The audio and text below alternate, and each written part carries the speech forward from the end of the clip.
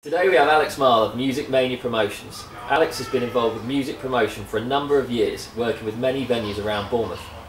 Alex has a resident night at the Winchester, which is a must-play venue for mid-sized touring bands with a capacity of 200.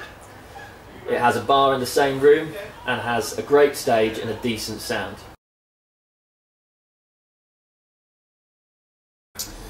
Well, my background, I've got no real influence from my parents for music. My mum was interested in musicals and I was dragged along to a couple of shows, but my dad couldn't even play the triangle. Myself, I enjoyed going to gigs and seeing shows, and it basically went from there really. Saw a bit of an opportunity, found a great venue in town, and it went from strength to strength. Winchester, it's Bournemouth's hidden little gem, you know. It's tucked away. Not many people know about it, but it's up and coming. Mark, the owner, very accommodating, very helpful. Goes out of his way to help us, me as a promoter, and you as an artist, or anybody else playing there.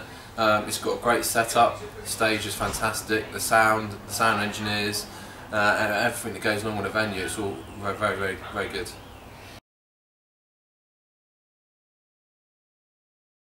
Obviously they've got to have a degree of talent, they've got to have potential at the stage and ready to gig. They've got to have a good following, a strong fan base, because nobody wants to attend gigs where they're playing to nobody. You could send me over a SoundCloud or a sample or a download, even a YouTube, and I'd have a look at them and match them up and try and get them a gig. After the initial contact, we'd obviously organise dates and organise relevant support, same genre that would complement the band. They would go from there, we'd set up the Facebook pages, the Facebook events, and then get the promotion running, get the ball rolling on posters, leaflets, and word of mouth, just build the hype for the event.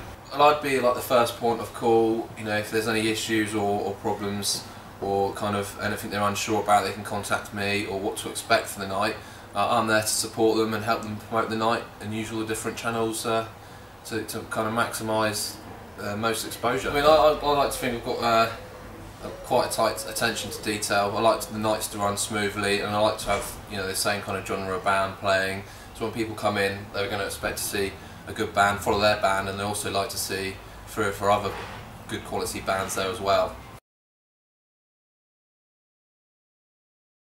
For me personally, I like bands to build a rapport with the fans and to speak to them throughout the gig. You know, I've been to many gigs where you pay all this money to go and see a band play, and they just get up, play their numbers and leave. You don't feel like a personal touch, so I like to see a personal touch.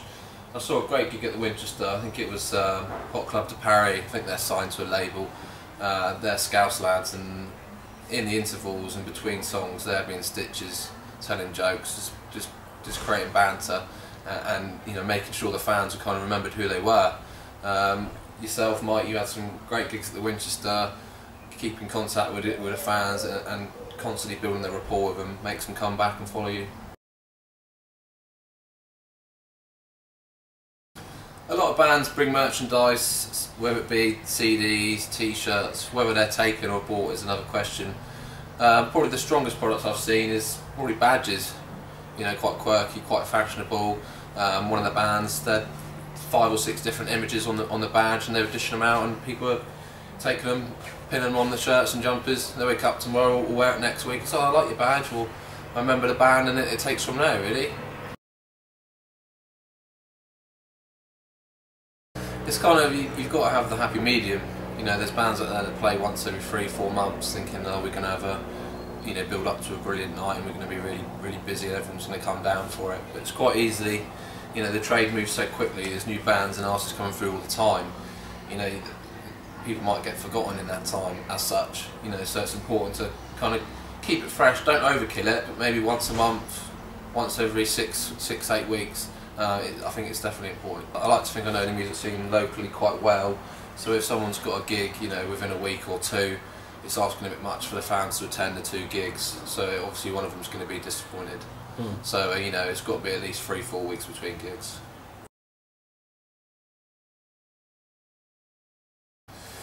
Obviously, social online media is very, very big. It's very important.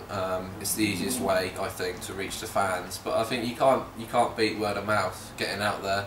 I've even seen bands attend other bands' gigs and support them, and even talk about their next gigs, going to gigs, handing out your flyers for your next gig, just to build up, you know, a rapport with fans, build a fan base, and spread the news. So I think word of mouth, you can't beat it.